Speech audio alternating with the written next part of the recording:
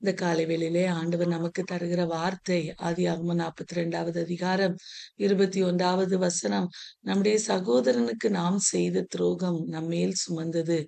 அவன் நம்மை கெஞ்சி வேண்டிக் கொண்டபோது அவனுடைய மன வியாகுலத்தை நாம் கண்டும் அவனுக்கு செவி கொடாமற் போனோமே. ஆகையால் இந்த ஆபத்து நமக்கு நேரிட்டது என்று ஒருவரை ஒருவர் பார்த்து சொல்லிக் கொண்டார்கள். அன்பான தெய்வ பிள்ளைகளே, யோசேப்பினுடைய சகோதரர்கள் எகிப்து தேசத்திலே தானியம் கொள்ளும்படியாய் போன போது அங்கே சில கடினமான பாதை வழியாய் அவர்கள் கடந்து செல்ல வேண்டிய சூழ்நிலைமை வந்தது. அந்த நேரத்திலே அவர்கள் முன்பு செய்த பாவம் அவர்களுக்கு ஞாபகம் வருகிறது. அன்பான தெய்வ பிள்ளைகளே, அந்த நேரத்தில் தான் அவர்களுக்கு அவர்களுக்கு யோசேப்பு தான் அங்கே அதிகாரியாய் இருக்கிறார் என்பது தெரியவில்லை. அவர்கள் ஒருவருக்கொருவர் அந்த அதிகாரி அந்த யோசேப்பு அவர்கள் இன்னும் அப்படியே இருக்கிறார்கள் என்பதை பார்த்து இவர்கள் கொஞ்சம் மாறணும் அப்படிங்கிற எண்ணத்துல கொஞ்சம் கடினமாய் நடத்துகிற போது அந்த சகோதரர்கள் என்ன பண்றாங்க, அவங்களுக்குள்ளேயே சொல்றாங்க, நம்முடைய சகோதரனாய் யோசேப்பை ஒரு நாள் இந்த குழியில தூக்கி போட்டோம்ல, இந்த குழியில தூக்கி போடும்போது அவன் நம்மை கெஞ்சி கேட்டான், அண்ணா எனக்கு இறங்குங்க, என்னை விட்டுருங்க. அவன் அழுதுருப்பான், கெஞ்சி கேட்டிருப்பான், மன வியாகுலப்பட்டு கலங்கி நின்றுப்பான். அந்த நேரத்துல அப்படி செய்தது அவங்களுக்கு தெரியும். அதனால அவங்க சொல்றாங்க, நம்மை கெஞ்சி வேண்டிக் கொண்ட போது மன வியாகுலத்தை கண்டும் அவனுக்கு செவி கொடாமற் போனோமே. ஆகையால் இந்த ஆபத்து நமக்கு நேரிட்டது என்று ஒருவரை ஒருவர் பார்த்து சொல்லிக் கொண்டார்கள். அன்பான தெய்வ பிள்ளைகளே, அப்படிப்பட்ட ஒரு சூழ்நிலைமையை ஆண்டவர் ஏன் அவருடைய வாழ்விலே அனுமதித்தார் என்றால், அவருடைய வாழ்வு மாற வேண்டும். அவருடைய வாழ்விலே ஒரு மனம் மாறுதல் உண்டாகணும். ஆண்டவரோடு நெருங்கி வாழுகிற ஒரு அனுபவம் அவர்களுக்கு உண்டாக வேண்டும் என்கிற எண்ணத்தில் தான் ஆண்டவர் அவர்களை இந்த பாடுகளின் வழியாய் அனுமதிக்கிறார். அன்பான தெய்வ பிள்ளைகளே, இந்த காலை வேளையிலே நம்முடைய வாழ்விலும் கூட சில நேரங்களிலே ஆண்டவருக்கு பிரியமில்லாத காரியங்கள் ஏதாயிலும் நாம் செய்திருப்போமே ஆனால் அதை ஆண்டவருடைய சமூகத்திலே அறிக்கை செய்து விட்டுவிட வேண்டும் என்று சொல்லி ஆண்டவர் விரும்புகிறார். இந்த யோசேப்பினுடைய சகோதரருடைய வாழ்வை நாம் கொஞ்சம் அப்படி போய் தியானிக்கும் போது, இந்த சகோதரர்கள் என்னன்னா, இத்தனை நாட்கள் 20 வருடங்கள் ஆகிவிட்டது. 20 வருடங்கள் கழித்தும் யோசேப்புக்கு 30 வயசு ஆயிட்டு. 30 வயதான போதுதான் அவன் அங்க அதிகாரியாய் உயர்த்தப்படுகிறான். இவ்வளவு நாள் ஆன பிறகும் உண்மையை தன் தகப்பனாரிடத்திலே அவர்கள் சொல்லல. பாருங்க, சகோதரனை குழியில தூக்கி போட்டு இஸ்மவேலருடைய கையில 20 வெள்ளிக்காசுக்கு விற்று போட்டார்கள்.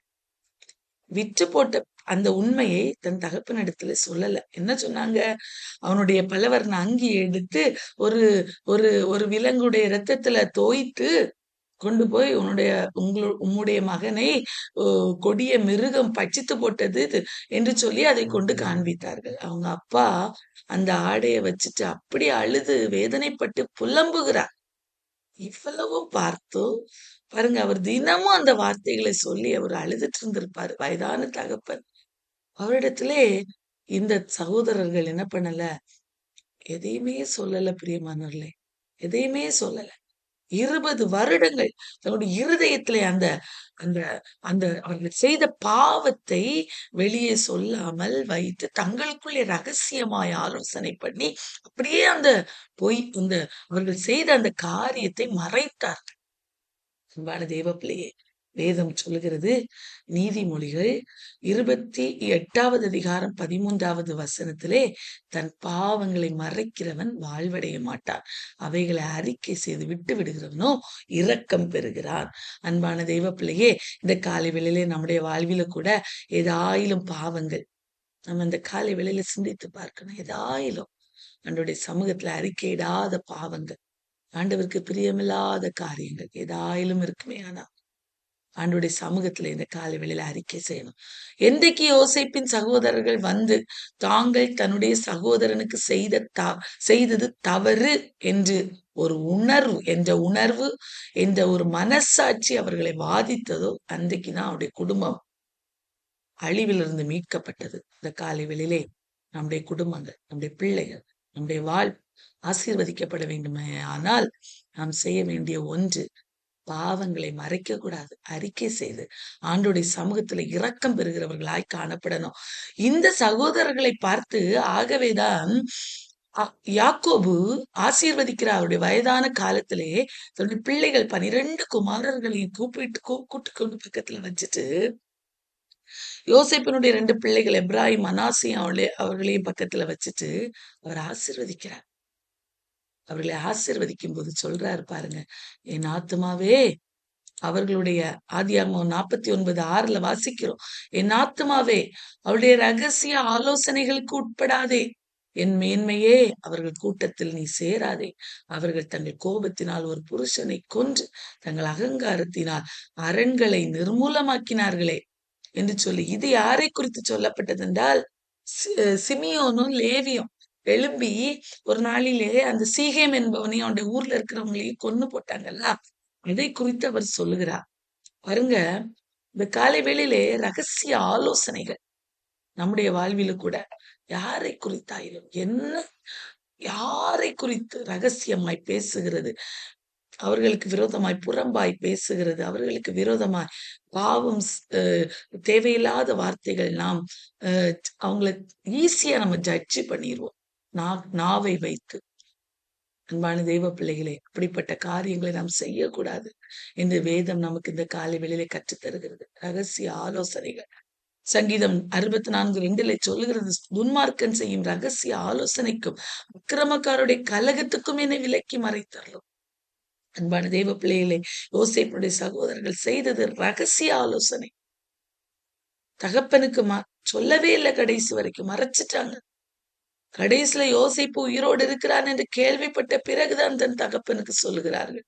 அன்பான தெய்வ பிள்ளையே, ரகசிய ஆலோசனைகள் மற்றவர்களுக்கு கெடுதல் செய்யணும்னா எவ்வளவு ரகசியமாய் சில மனிதர்கள் செயல்படுகிறார்கள். தான் உயர்வை பெற வேண்டுமே, ஆனால் தான் நல்ல ஒரு ஸ்தானத்துல இருக்கணும்னா மற்றவர்களை தாழ்த்தி பேசுகிற எத்தனையோ கூட்டங்கள் மத்தியில தான் நம்ம வாழ்ந்து கொண்டிருக்கிறோம். ஆனா நாம அப்படி இருக்கக்கூடாது. மற்றவர்களை போல நாம இருந்தா எதுக்கு நம்ம இந்த பிரேயர்ல அட்டென்ட் பண்ணணும்? நம்மள ஒரு வித்தியாசம் வேணும்ல, நம்மள ஒரு மாற்றம் வேணும்ல. ஒருவித ஜனங்கள் பரவி இருக்கிறார்களுடைய பழக்க வழக்கங்கள் மற்ற ஜனங்களை பார்க்க வித்தியாசமா இருக்கிறது என்று எஸ்தர்ல வாசிக்கிறோம் அல்லவா? அந்த வித்தியாசமான வாழ்க்கை நம்மில இருக்கிறதா? இந்த காலை வேளையில சிந்தித்து பார்க்கணும். அன்பான தெய்வ பிள்ளைகளே, 20 வருடங்கள் ஆகியும் பாவத்தை அப்படியே மனதுல வச்சு வச்சு வச்சு அது எப்படி வேதனைப்படுத்தி இருக்கும் அவர்களை. தகப்பனிடத்துல சொல்லல. யோசேப்பினுடைய சகோதரனாகிய பென்யமின் இடத்தில் கூட சொல்லி இருக்க மாட்டார்கள். 10 பேரும் ஒன்னா நின்று செயல்படுகிறாங்க. அன்பான தெய்வ பிள்ளையே, அதனால சில துன்பங்களின் பாதைகளின் வழியாய் அவர்கள் கடந்து சென்றார்கள். நம்முடைய வாழ்வில் கூட சில துன்பங்களின் வழியாய் கடந்து செல்லும் போது நம்முடைய பின் காரியங்களை யோசித்து பார்க்கணும். ஏதாயிலும் ஆண்டவருக்கு பிரியமில்லாத காரியங்களை என் வாழ்வில் இருக்கிறதா என்று பார்த்து நாம் அதை அறிக்கை செய்து அதை விட்டு விடுகிறவர்களாய் காணப்படணும். சங்கீதம் 32:3 முதல் 4-5 வரைக்குள்ள வசனங்கள் இவ்வாறு சொல்லுகிறது, நான் அடக்கி வைத்த மட்டும் நித்தம் என் கதறுதலினாலே என் எலும்புகள் உலர்ந்து போயிற்று. என் இரவும் பகலும் என் மேல் உடைய கை பாரமாயிருந்ததினால் என் சாரம் உஷ்ணகால வறட்சி போல வறண்டு போயிற்று. நான் என் அக்கிரமத்தை மறைக்காமல் என் பாவத்தை உமக்கு அறிவித்தேன், என் மீறுதல்களை கர்த்தருக்கு அறிக்கையிடுவேன் என்றேன். தேவரீர் என் பாவத்தின் தோஷத்தை மன்னித்தீர். அன்பான தெய்வ பிள்ளை, இன்றைக்கு ஒரு பிள்ளை ஆண்டோடைய சமூகத்திலே என் பாவத்தை ஆண்டவருக்கு அறிக்கையிட்டு என் மீறுதல்களை அவருக்கு நான் அறிக்கையிடுவேன் என்கிற ஒரு நிலைப்பாடுக்குள்ளாய் கடந்து வருகிறார்களோ, அந்த பிள்ளைகளுடைய வாழ்விலே பாவ மன்னிப்பின் நிச்சயம் பெறுவார்கள். அவர்கள் சமாதானத்தை பெறுவார்கள். அவர்கள் சந்தோஷத்தை இருதயத்திலே பெறுவார்கள். எவனுடைய மீறுதல், இந்த 32வது அதிகாரம் 1வது வசனத்தில் வாசிக்கிறோம் அல்லவா? எவனுடைய மீறுதல்கள் மன்னிக்கப்பட்டதோ அவன் பாக்கியவான். எவனுடைய பாவங்கள் மூடப்பட்டதோ அவன் பாக்கியவான். எவனுடைய மீறுதல்களை கர்த்தர் எண்ணித்திருக்கிறாரோ, எவனுடைய ஆவியில் கபடமில்லாதிருக்கிறதோ அவன் பாக்கியவான். அன்பான தெய்வ பிள்ளை, இன்னைக்கு பாக்கியவானா இருக்கிறோமா? நான் அடக்கி வைத்த மட்டும் நித்தம் என் கதறுதலினால் என் எலும்புகள் உலர்ந்து போயிட்டு. பாவத்தை அடக்கி அடக்கி நம்முடைய இருதயத்திலே வைக்கும் போது அது நம்முடைய எலும்புகளை உலர பண்ணும். நம்முடைய ஆத்துமாவிலே வருத்தத்தை உண்டு பண்ணும். இந்த காலை வேளையிலே சில நேரங்கள்ல அப்படியே ஒரு வைராக்கியம் இருதயத்துல. எதுக்கு நான் அவங்கள மன்னிக்கணும்? எதுக்கு நான் என் கணவரை மன்னிக்கணும்? எதுக்கு என் மனைவிய மன்னிக்கணும்? எனக்கு எதுக்கு நான் என் பிள்ளைகளை மன்னிக்கணும்? எதுக்கு நான் என்னுடைய கூட வேலை பார்க்கிற வேலை வேலை பார்க்கிறவர்களை நான் மன்னிக்கணும்? இப்படிப்பட்ட நிலைப்பாடுகள் இருக்குமே. ஆனால் இந்த காலை வேளையிலே ஆண்டவருடைய சமூகத்துல அறிக்கை செய்வோம். இரக்கம் பெறுவோம். நாம் எல்லாரும் அறிக்கை செய்தால் தான் இரக்கத்தை பெற்றுக்கொள்ள முடியும்.